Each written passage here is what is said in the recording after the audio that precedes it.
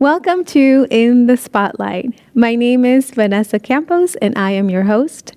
I have the pleasure of having the Berks County Commissioner Michael Rivera join us for today. Thank you, Michael, for joining us. Thank you for having me here. It's a pleasure. Awesome. So first question for you, Michael. You are from Puerto Rican descent, from German Dutch descent. Yeah. Tell us about those both worlds and what is the benefits, the advantages of coming from those distinct cultures? Okay, sure. So my mother's Pennsylvania Dutch and my father's Puerto Rican. I was born here in Pottstown. When I was 6, I moved to Puerto Rico and lived there till 96, and then in 96 I moved back up here. It was very interesting growing up. For the most part of my youth in Puerto Rico, I learned the customs down there. And then when I would come up here for the summers to spend it with my family here, but really didn't notice much difference until I was maybe 13, 14, 15 years old. That's when I started noticing the differences in cultures. And it was very interesting. I remember down in Puerto Rico when we would have a family gathering, we'd go to my uncle's house and, the men would sit down and watch TV, play dominoes. The kids, we would go outside and play basketball or, whatever. And it usually was the mothers that would tend to the children and the kitchen and the food and so forth. And then I remember I was maybe 15 or 16. I came up to an event here in Pennsylvania at my mother's side of the family. And it was at my grandfather's church. He was a Mennonite pastor for many years in Boyertown. And when I walked in, I saw the total opposite. I saw the men tending to the children. The women were gathered around talking, and just doing different things. So when I first saw that, I think, I saw one of my uncles with the children, and I thought, well, maybe my aunt's sick, that's why he has the children. And then I walked in further, and I saw the same thing. I'm like, wow, it's like culture shock at that moment. Different things as well as for example, here, if you're talking to someone to show sign of respect, you look at them in the eyes. In Puerto Rico, a sign of respect is you look down, you don't make eye contact because eye contact is a sign of defiance. So there's little different nuances that you learn between the cultures. But something that I learned is that not one culture is better than the other. The one way of doing things isn't better here or better there. It's just different. Right. And you have to learn from that. I had to understand what I felt was better for me, for my family. Now that I have kids, they were born and raised here in Pennsylvania. So I have to say, okay, do I keep some of the things that I learned growing up in Puerto Rico, or do I do things that are more customary here in the United States? So it's very interesting seeing the difference between both cultures as I grew up and even as an adult. Awesome. So how would you say those cultures shape you into who you are today? That's a good question. So a lot of things I took from both of the cultures. For example, from my mother's side of the family, that being punctual and being on places on time. From the Hispanic part of the family, it's that more of that relationship that, where the relationship is more important than being on time. Although, time-wise, I do like to be punctual. But growing up in both parts, I kind of molded everything. I also understood that you don't have to stop being one to be the other. You can bring the best of both worlds into being that person who you are without losing the identity. I celebrate who I am as an American. I celebrate my culture as a Hispanic as well. In the end, I am an American. I'm very, very proud of that. But I can't leave my culture, my Hispanic, my Puerto Rican culture behind either, because that's also part of who I am and what's made me who I am today. Absolutely. We're very proud of you. Thank you. How did you maintain the Spanish language to be so fluent as a professional? How did you dominate both of those languages? Okay. So like I had said, I was born here in Pottstown. At that point, my mother did not teach us Pennsylvania Dutch, my brother and my father did not teach us Spanish either. Although my mother was fluent in Spanish as well, but they never taught us Spanish. So when we moved to Puerto Rico, we went into a public school there. No one spoke English, so my brother and I had to either sink or swim. Swim or sing. So we learned Spanish, but what we did was outside of the house, we would speak Spanish, but at home, we would speak English so that we would maintain our English. When we moved up here, I got married and moved up here in 96 with my wife. Outside of the house, we speak predominantly English, but at home, we speak predominantly Spanish, so we don't lose the Spanish.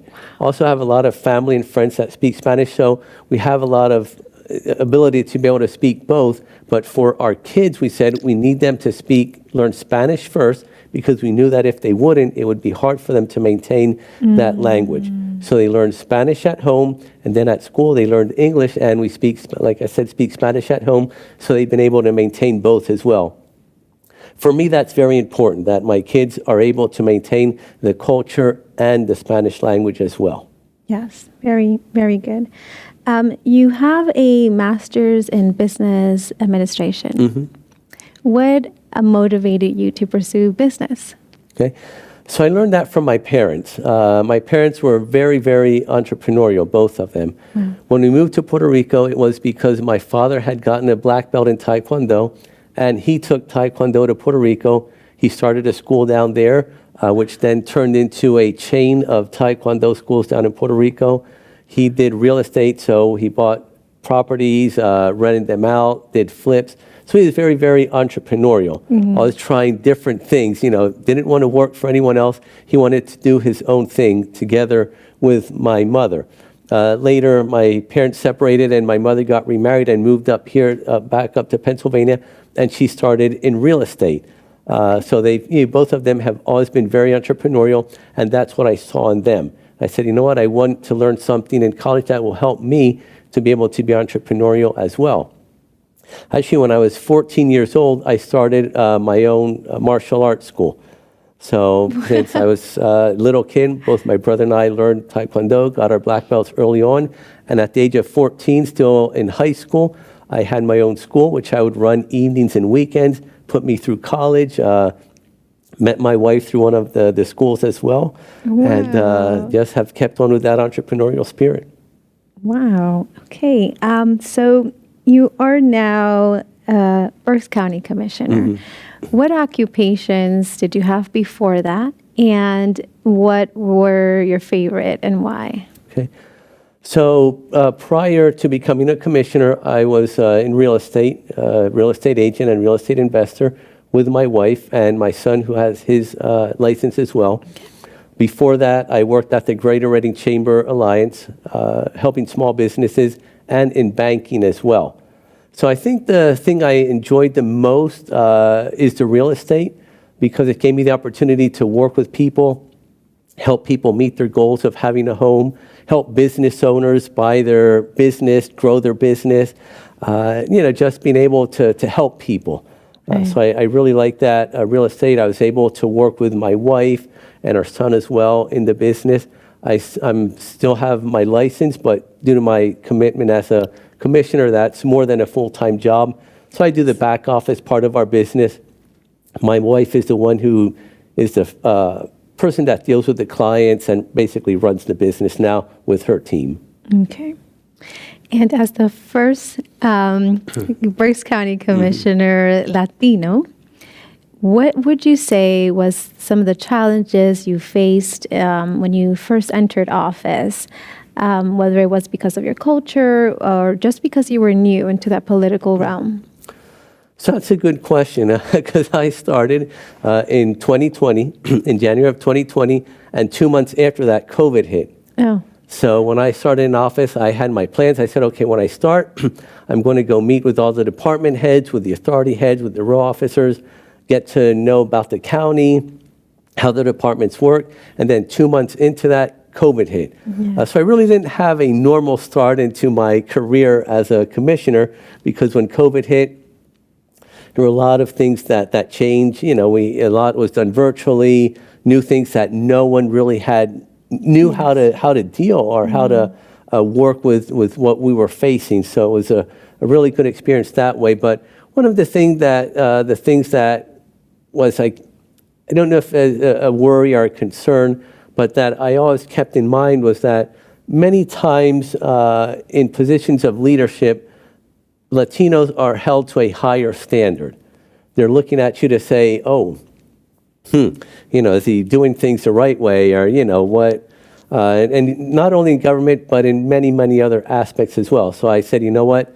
The first Latino commissioner in Berks County, first Latino commissioner in the state of Pennsylvania. So I need to make sure that I put the name of Latinos in high, that I do things the right way. Knew from the beginning that I was not going to make everyone happy. I don't want to make everyone happy. I know I'm not going to. Yes. But I do need to make sure that what I'm doing is right, that when I'm making decisions, I have the best interest of the county at heart and not mine, and that I can put my pillow on the head at night and go to sleep and look at my family in the face and know that what I'm doing it because it's what I think is right, and the choices that I'm making, the decisions that I'm making, are decisions that I'm making because I think they're the right decision to make for the county. Absolutely. So what power would you say Latinos hold in office overall? So I think one of the most important things about a Latino in office is that they can communicate at a deeper level with a constituency that a non-Latino cannot. If we look at the population in Reading and in Berks County, there's a high Latino population. So being bilingual, being bicultural, because it's not only about the language, it's about understanding the culture as well. Yes. Being bilingual and being bicultural, I'm able to communicate with a larger part of the population at a level more than just having mere discussions. I can understand what they're going through. I can see where they're coming from, why they're going through what they're going, because I can understand their culture and their background. So that's something that I feel that a Latino that is an elected official has the power to be able to do that and should do that. I understand that I represent Berks Countyans as a whole, Yes. not Latinos, not any specific segment of the population, but Berks Countyans as a whole. But I can reach out to that population that sometimes is marginalized and doesn't get the attention that they need because sometimes they're misunderstood or can't communicate, be it because of cultural or language barriers. Absolutely. So you feel like you can associate and connect more with the culture that you're serving compared to those that cannot. And that is absolutely powerful. And one of the things, Vanessa, just to let you know, when I was elected, I said, if I'm elected, I want to have a bilingual executive assistant. And that was my goal.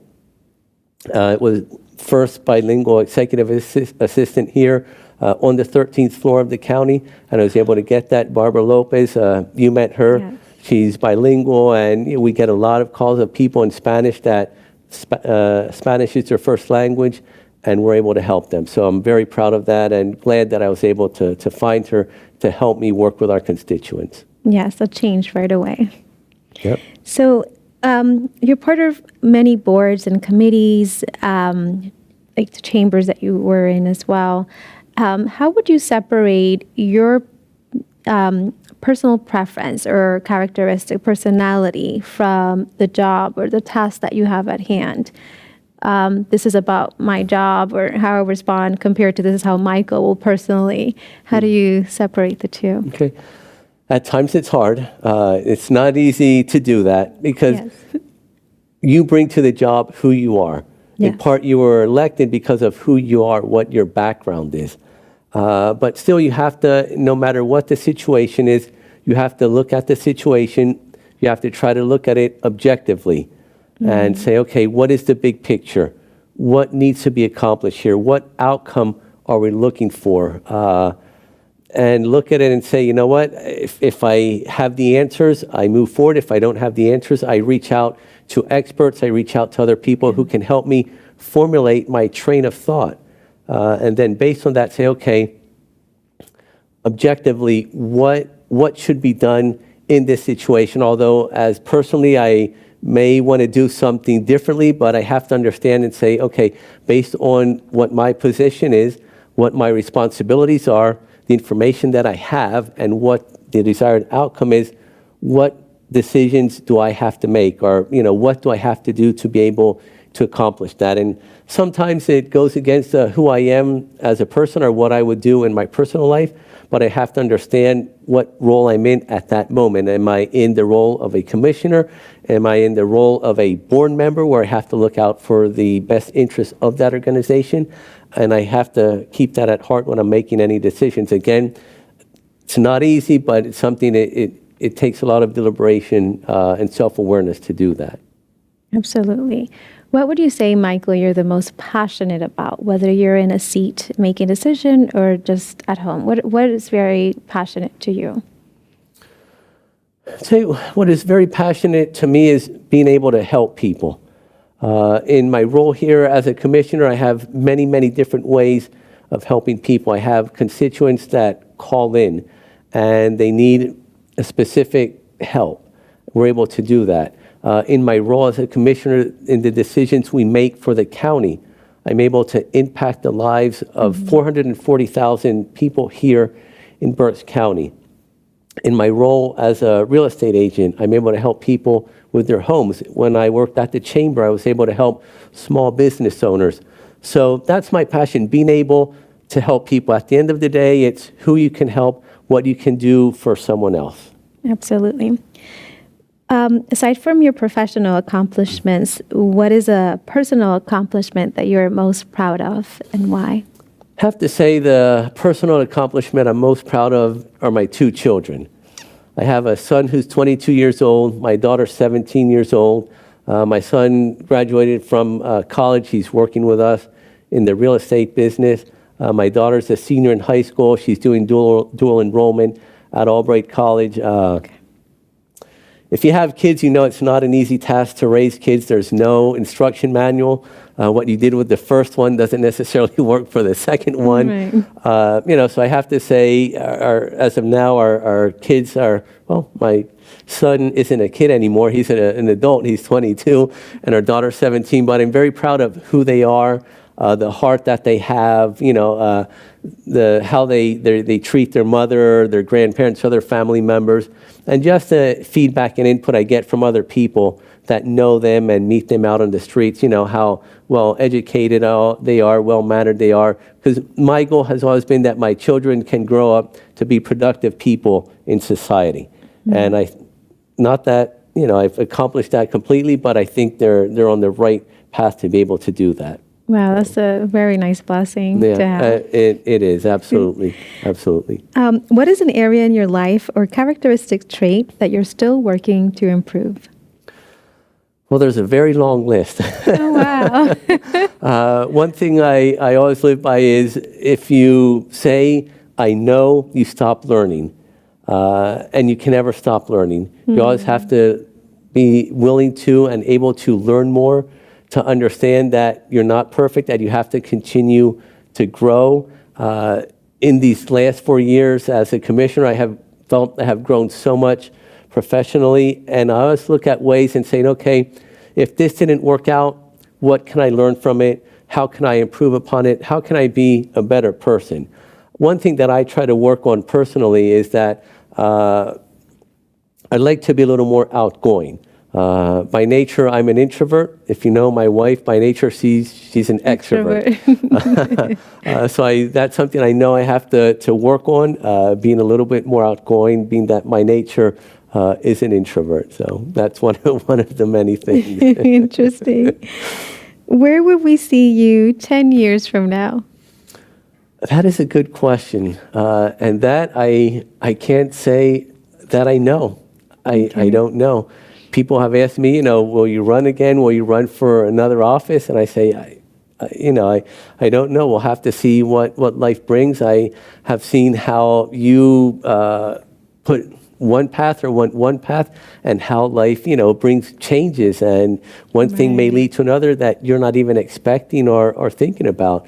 So, I'd like to be here in Berks County, continuing to serve our community in one way or another, but I don't know, Vanessa, where I'm going to be here in 10 years. You're open-minded to the options. Absolutely. Very absolutely. Good. If you were to have your own master class, Michael, what trait would you say you have mastered and you would be ready to teach in your class? Okay. So a few things that I have learned throughout life, and that again, I always say learning, always continue learning, and always continue to growing. But certain things that I've learned is, one thing is that this too shall pass. No matter what you're going through, no matter how bad things look, no matter how much pain you feel, this too shall pass. It will be over, and life goes on. And that's something that I've learned throughout my life is time goes by quickly. If you're going through a situation, you can't control that situation, but you can control how you react to that situation. So it's your choice. You can say, you know what, Vanessa, I don't like how she looked at me. I don't like what she told me. So I can be upset at her and let it ruin the rest of my day. Or I can say, hey, you know what, maybe she's going through a bad day. I can't control how she's treating me, but I can control how I act and how I feel about it. So that's something I think I've learned, is understanding that life is about choices. You can control what you do, but you can't control what other people do.